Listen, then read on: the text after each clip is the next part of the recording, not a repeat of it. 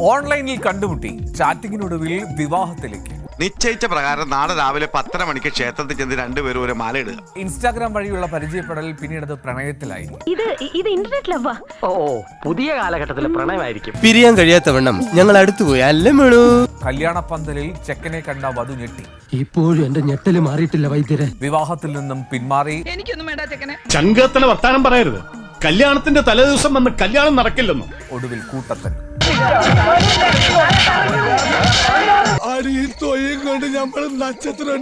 പെണ്ണിന്റെ വീട്ടുകാരും ആങ്ങളമാരും അമ്മാവനും കൂടെ തല്ലിയപ്പം നീ അനങ്ങാതെ ഇങ്ങനെ നിന്നല്ലോ. അനങ്ങാപ്പാറ പോലെ.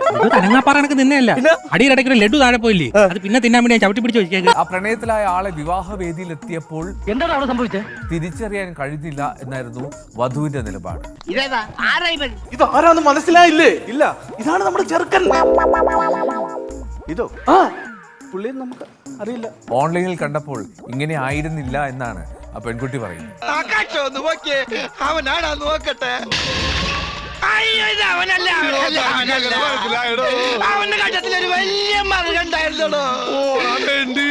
പെൺകുട്ടി പറയുന്നു, ഞാൻ പ്രണയിച്ച ആള് അത് വേറൊരാളാണ്, ഈ പയ്യനല്ല എന്ന്. എന്നെ തേച്ചതാണല്ലേ?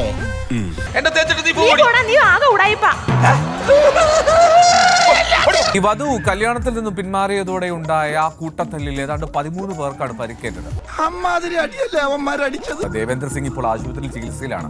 ബോധം വന്നപ്പോ കണ്ടില്ലേ, സ്വിഫ്റ്റ് കാറിന്റെ ബാക്ക് പോലെ ആയി. അങ്ങനെ കല്യാണ ചെക്കൻ സവാരി എന്തിനോ വേണ്ടി തിളക്കുന്ന സാമ്പാർ. ഞാൻ പോയി വരട്ടെ മക്കളെ, 2-ാം തീയതി വരാം.